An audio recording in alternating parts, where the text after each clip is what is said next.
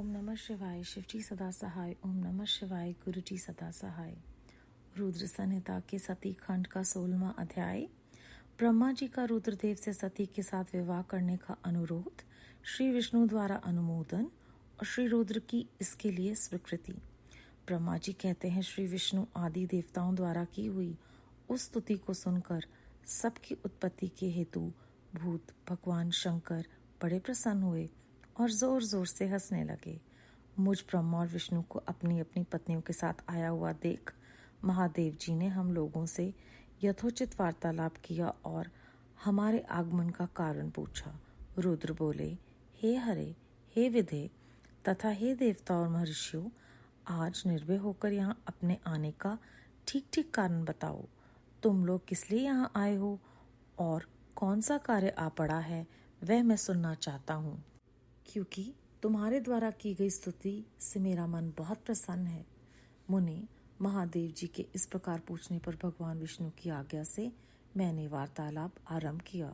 मुझ ब्रह्मा ने कहा, देव देव महादेव करुणा सागर प्रभु, हम दोनों इन देवताओं और ऋषियों के साथ जिस उद्देश्य से यहाँ आए हैं उसे सुनिए।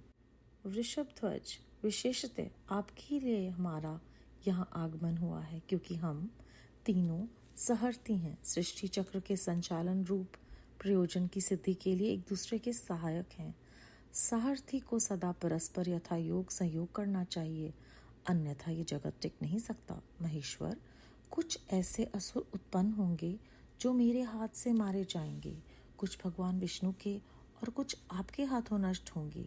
महाप्रभु, कुछ असुर ऐसे होंगे जो आपके वीर्य से उत्पन्न हुए पुत्र के हाथ से ही मारे जा सकेंगे। प्रभु, कभी कोई विरले ही असुर ऐसे होंगे जो माया के हाथों द्वारा वध को प्राप्त होंगे। आप भगवान शिव की कृपा से ही देवताओं को सदा उत्तम सुख प्राप्त होगा।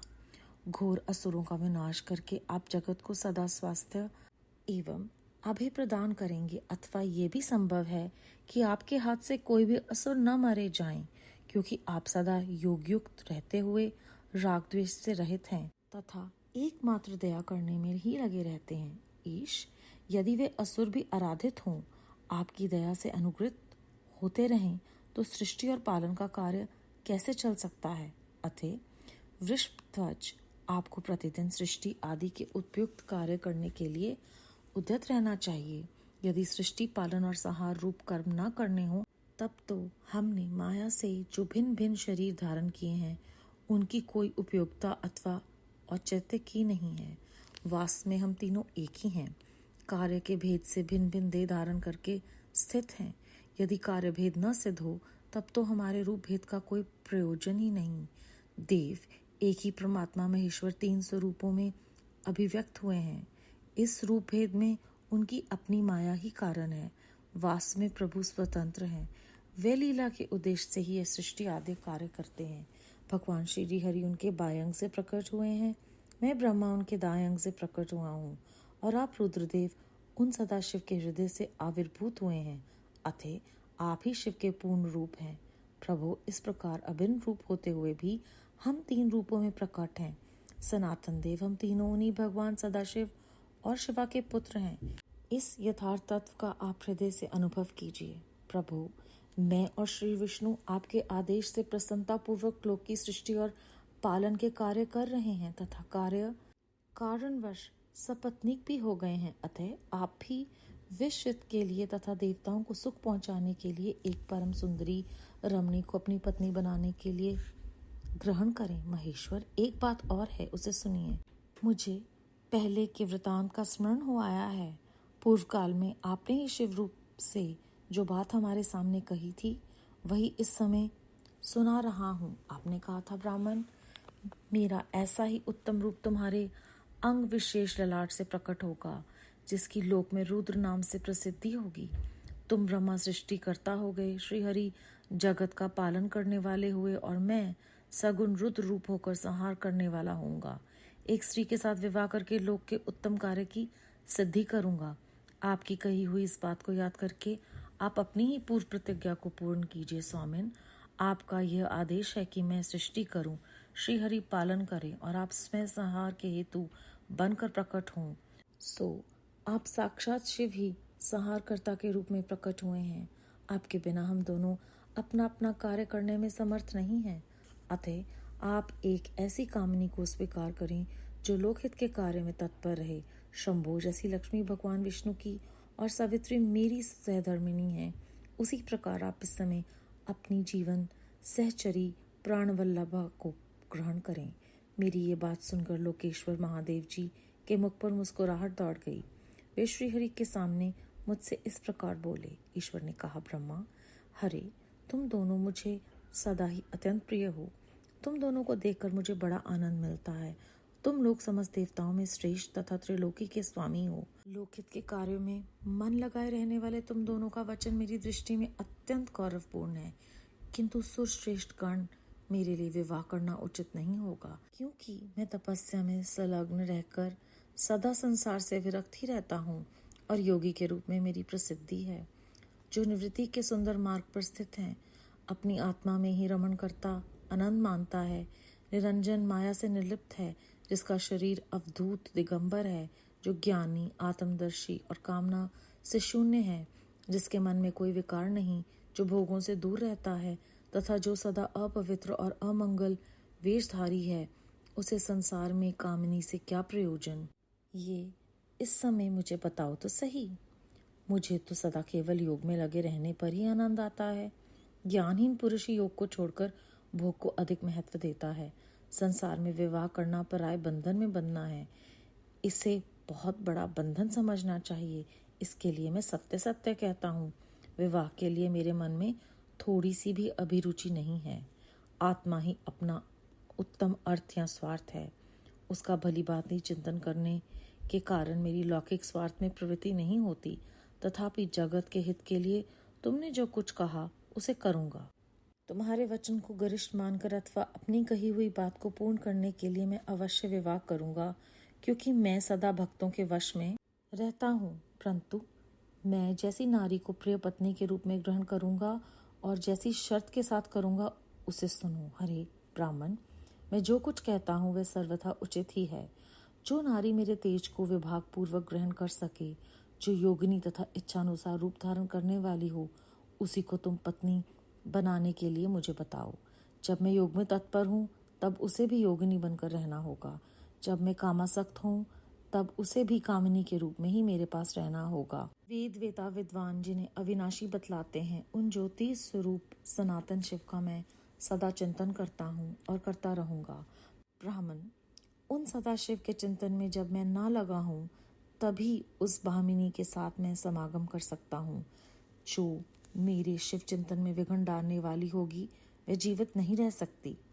उसे अपने जीवन से हाथ धोना पड़ेगा। तुम विष्णु और मैं तीनों ही ब्रह्मस्वरूप शिव के अंशभूत हैं। अतः महाभागगण, हमारे लिए उनका निरंतर चिंतन करना ही उचित है। कमलासन, उनके चिंतन के लिए मैं बिना विवाह के भी रह लूंगा, किंतु उनका चिंतन छोड़कर विवाह नहीं करूंगा। अतः तुम मुझे ऐसी पत्नी प्रदान करो जो सदा मेरे कर्म के अनुकूल चल सके। ब्राह्मण, उसमें भी मेरी एक और शर्त है, उसे तुम सुनो। यदि उस स्त्री का मुझ पर और मेरे वचन पर अविश्वास होगा तो मैं उसे त्याग दूंगा। उनकी ये बात सुनकर मैंने और श्रीहरि ने मन मुस्कान के साथ मन ही मन प्रसन्नता का अनुभव किया। फिर मैं विनम्र होकर बोला, नाथ महेश्वर प्रभु, आपने जैसी नारी की खोज आरंभ की है, वैसी स्त्री के विषय में मैं आपको प्रसन्नतापूर्वक कह रहा हूँ। साक्षात सदाशिव की धर्म पत्नी जो उमा है, वही जगत का कार्य सिद्ध करने के लिए भिन्न भिन्न रूपों में प्रकट हुई हैं। प्रभु, सरस्वती और लक्ष्मी, ये दो रूप धारण करके वे पहले ही यहाँ आ चुकी हैं। इनमें लक्ष्मी तो श्री विष्णु की प्राणवल्लभा हो गई और सरस्वती मेरी। अब हमारे लिए वह तीसरा रूप धारण करके प्रकट हुई हैं। प्रभु, लोकहित का कार्य करने की इच्छा वाली देवी शिवा दक्ष पुत्री के रूप में अवतीर्ण हुई हैं। उनका नाम सती है। सती ही ऐसी भार्या हो सकती हैं जो सदा आपके लिए हितकारिणी हो। देवेश, महातेजस्विनी सती आपके लिए आपको पति रूप में प्राप्त करने के लिए दृढ़ता पूर्वक कठोर व्रत का पालन करती हुई तपस्या कर रही हैं। महेश्वर, आप उन्हें वर देने के लिए जाइए, कृपया जाइए और बड़ी प्रसन्नता के साथ उन्हें उनकी तपस्या अनुरूप वर देकर उनके साथ विवाह कीजिए। शिव, भगवान विष्णु मेरी तथा इन संपूर्ण देवताओं की यही इच्छा है। आप अपनी शुभ दृष्टि से हमारी इस इच्छा को पूर्ण कीजिए, जिससे हम आदरपूर्वक इस उत्सव को देख सकें। ऐसा होने से तीनों लोकों में सुख देने वाला परम मंगल होगा और सबकी सारी चिंता मिट जाएगी, इसमें संशय नहीं है। तदनंतर मेरी बात समाप्त होने पर लीला विग्रह धारण करने वाले भक्त वत्सल महेश्वर से मधुसूदन अच्युत ने इसी का समर्थन किया। तब भक्त वत्सल भगवान शिव ने हंसकर कहा, बहुत अच्छा, ऐसा ही होगा। उनके ऐसा कहने पर हम दोनों उनसे आज्ञा ले अपनी पत्नी तथा देवताओं और मुनियों के साथ अत्यंत प्रसन्न हो अपने अभिष्ट स्थान को चले आए। अध्याय 16 समाप्त। इस अध्याय के प्रारंभ में जब शिव जी महाराज की स्तुति करते हैं विष्णु जी और ब्रह्मा जी, तो वो कहते हैं कि तुम्हारे द्वारा की हुई स्तुति से मेरा मन प्रसन्न हुआ। तो अगर हम किसी की स्तुति या प्रशंसा करते हैं तो सबको अच्छा लगता है, तो हमें प्रेरणा मिलती है कि अगर हमारे आसपास कोई अच्छा कार्य कर रहा हो या कुछ भी हमें अच्छा लग रहा हो तो उसकी प्रशंसा करने से हमें रुकना नहीं चाहिए, क्योंकि ये उस इंसान को प्रेरित करती है और अच्छा करने के लिए। इसके बाद बहुत गहरा विचार जो हम सबके लिए बहुत बहुत महत्वपूर्ण है वो ये है कि कहते हैं कि जो भी सहर्थी हो उसे हमेशा सहयोग करना चाहिए। तो ब्रह्मा जी जब उन्हें मनाते हैं तो कहते हैं कि हम एक दूसरे के सहायक हैं इस सृष्टि के चलाने में। वो कहते हैं कि सहर्थी को हमेशा यथा योग के साथ रहना चाहिए, भाव की आपस में मिलजुल कर काम करना चाहिए। तो अगर साक्षात भगवान इस बात पर जोर दे रहे हैं तो ये हम सबके लिए कितना आवश्यक है कि हम एक दूसरे से मिलजुल कर और एक दूसरे का सहयोग देकर ही कार्य करने चाहिए। और यहाँ पर उन्होंने कहा है कि असुरों का विनाश करने के लिए अलग अलग समय पर जो असुर आएंगे, किसी को ब्रह्मा जी मार गिराएंगे, किसी का सर्वनाश विष्णु जी द्वारा होगा और कोई उनके द्वारा और कोई उनके होने वाले पुत्र से ही मारे जाएंगे। और वो कहते हैं कि अगर आप इसी तरह से सभी असुरों पर अपनी दया और अनुग्रह करते रहेंगे तो सृष्टि का कार्य जो पालन है वो नहीं चल सकेगा। तो उसके लिए हमने जो विभिन्न विभिन्न शरीर धारण किए हैं माया के लिए, उसका कोई मतलब ही नहीं रह जाता, क्योंकि हम तो एक ही हैं। सो आपको ये सब हमारे लिए करना है और आपके बिना तो कोई कार्य हो ही नहीं सकता। तो इसलिए आप जगत हित के लिए विवाह करें। और शिवजी महाराज कहते हैं कि मैं विवाह करूँगा, वो मान जाते हैं। वो कहते हैं कि आपका वचन मेरे लिए पूरा करना बहुत आवश्यक है, साथ ही साथ जो मैंने कहा है उसे भी मैं पूरा करूँगा। हमें ये प्रेरणा मिलती है कि एक दूसरे का मान रखना भी ज़रूरी है और जो हमने किसी से कोई वचन दिया है उसे पूरा करना भी ज़रूरी है। लेकिन यहाँ पर वो एक शर्त रखते हैं कि जब वो योगी बने तो वो योगिनी बने, जब वो कामासक्त हो तो वो कामिनी बने, और चिंतन जो है वो सबसे ज़्यादा ज़रूरी है सदाशिव का। तो अगर वो विघ्न डालेंगी तो मैं उनको जीवित नहीं छोड़ूंगा। और हर किसी के लिए निरंतर चिंतन करना ही उचित है। तो विवाह तो सबसे बड़ा बंधन है एक तरफ, किंतु मैं ये करने को तैयार हूँ जगत की भलाई के लिए। और साथ ही एक शर्त और रखते हैं कि अगर उसने कभी मेरे वचन पर अविश्वास किया तो मैं उसे त्याग दूंगा। सो यहाँ पर हमें ये भी प्रेरणा दे रहे हैं कि हमें एक दूसरे पर विश्वास करना बहुत आवश्यक है। किसी भी रिश्ते की नींव आधार जो है वो विश्वास है। भक्त वत्सल भगवान शिव ने हंसकर बहुत अच्छा ऐसा ही होगा कहकर अपनी स्वीकृति दी और सभी जो देवता मुनि और ब्रह्मा जी विष्णु जी अपने अपने स्थान को चले गए।